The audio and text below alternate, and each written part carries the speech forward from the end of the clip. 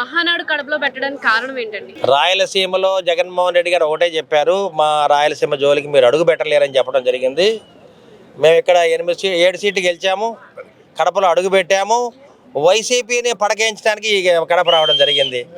కడపలో వైసీపీని పడకేయిస్తాం. ఇక్కడ జగన్మోహన్ రెడ్డి గారు ఒకటే తెలుసుకోవాలి, కళ్ళగంట మానేయండి. జగన్మోహన్ రెడ్డి గారికి వచ్చే ఎలక్షన్స్లో ఎవరు ఓటు వేయలేరు. ఎవరైనా సంతోషంగా ఓటు వేద్దామని వెళ్ళినా కానీ వాళ్ళ చేతులు వణుకుతాయి. ఎందుకంటే ఆయన చేసిన 5 ఏళ్ళు దుర్మార్గాలు ఎవరు మర్చిపోలేరు. అందుకని చరిత్ర అనేది ఎప్పుడు గుర్తుపెట్టుకోవాలి. జగన్మోహన్ రెడ్డి గారికి మళ్ళీ ఇంకో మంచి అవకాశం ఇచ్చే అవకాశం లేదు. ప్రజలందరూ కూడా 2047 దాకా నారా చంద్రబాబు నాయుడు గారు, పవన్ కళ్యాణ్ గారు, నరేంద్ర మోడీ గారు ఆధ్వర్యంలో ఎన్డీఏ కూటమి ఇదే విధంగా సాగుద్దని చెప్పి తెలియజేస్తున్నా. మహానాడులో అసలు జనాలే లేరు, ఖాళీ కుర్చీలు ఉన్నాయి అని చెప్పేసి వైసీపీ నేత ఛానల్స్ ప్రకటిస్తూ ఉన్నాయి. ఏమంటారండి? మా కుర్చీలు ఖాళీగా ఉన్నప్పుడు ఫోటోలు తీస్తే మనం ఏం చేయగలం? మరి వాళ్ళు చూస్తున్నాం, చూడండి, జనం కొన్ని లక్షల మంది జనం వస్తారు. మొదటి రోజు 2 లక్షల మంది వచ్చారు, రెండో రోజు 3 లక్షల మంది వచ్చారు. ఇవాళ దాదాపు 6 నుంచి 7 లక్షల మంది జనం వస్తున్నారు. తెలుగుదేశం పార్టీకి జనం రాకపోవడం ఉంటే ఎప్పుడు ఉండదు. మేము ఎక్కడ కూడా ప్రలోభాలు పెట్టి వాళ్ళని తీసుకురావట్లేదు.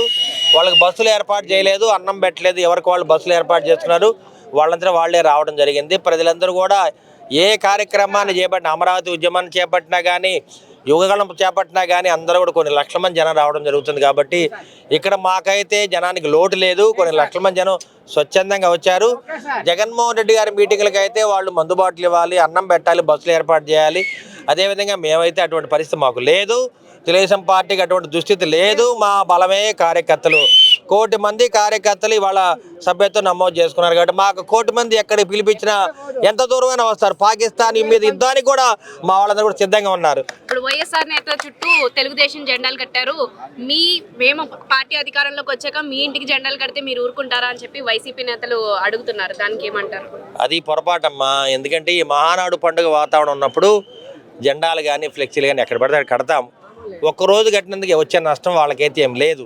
అదేవిధంగా వాళ్ళు కూడా ఇంటి రామారావు బొమ్మ చుట్టూ ఫ్లెక్సీలు కట్టిన రోజులు కూడా ఉన్నాయి. అప్పుడు కూడా మేము అని ఒక్కరోజే కదా వాళ్ళ పండగ, వాళ్ళ పార్టీ దినోత్సవం చేసుకుంటున్నారు. కాబట్టి మేము కూడా ఎక్కడ రెస్పాండ్ అవ్వలేదు. ఇది పెద్ద చెడ్డ పనేం కాదు. ఎందుకంటే ఒక్కరోజు మేము ఫ్లెక్సీలు కట్టుకోవాలి. రాజశేఖర బొమ్మ చుట్టూ కడతాము, జగన్మోహన్ రెడ్డి బొమ్మ చుట్టూ కూడా కడతాం.